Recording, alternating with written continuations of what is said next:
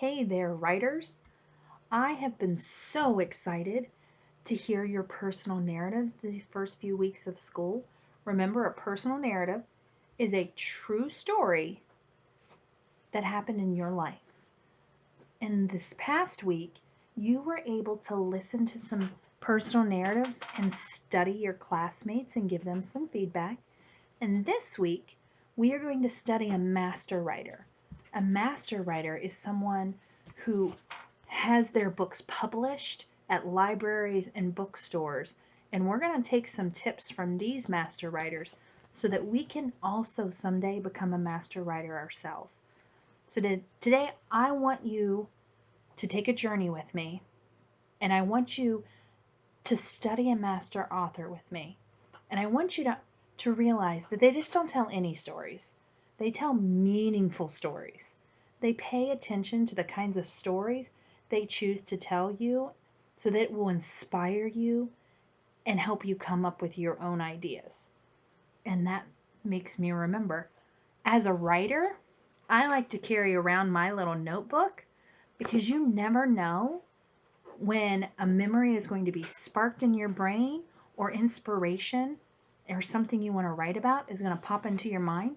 So master writers carry around a notebook.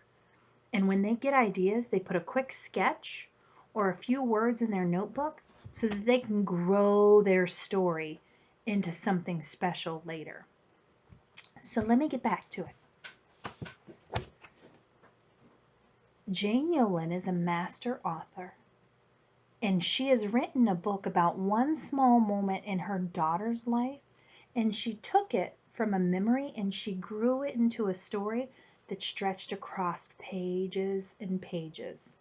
So it's about a night that her daughter and her husband went out to find owls. And again, she took this small moment and she stretched it across many pages to make a full story.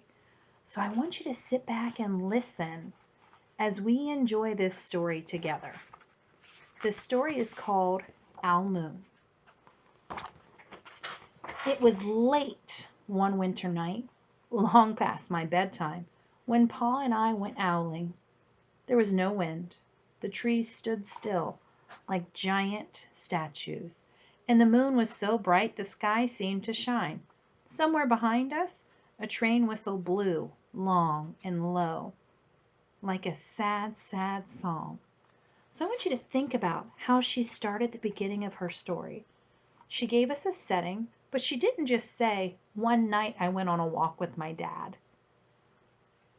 She stretched the beginning of her story and really made us as readers think about her setting.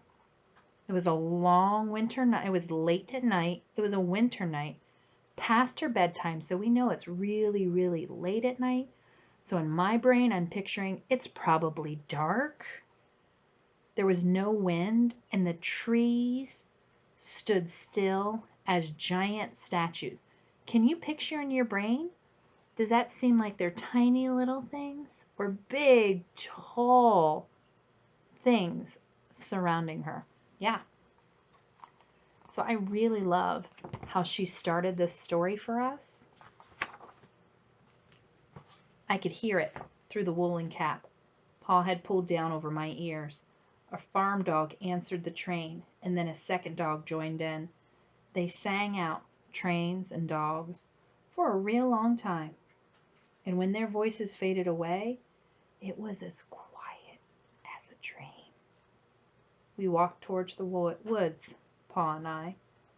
So she could have said I was cold and I wore a hat, but she really helped us picture the hat she was wearing, the care her father had for her to pull it down over her ears so she didn't get cold, the sound of dogs barking and howling at night.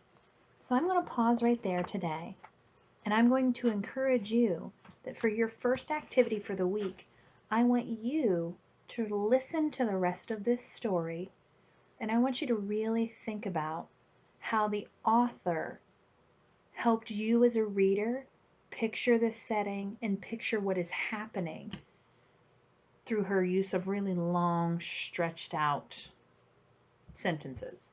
Not really just sentences. I'm saying that wrong. But how she took one tiny idea and gave it, packed so many details into it that we can picture it in our brains. All right, readers and writers, break, break, go.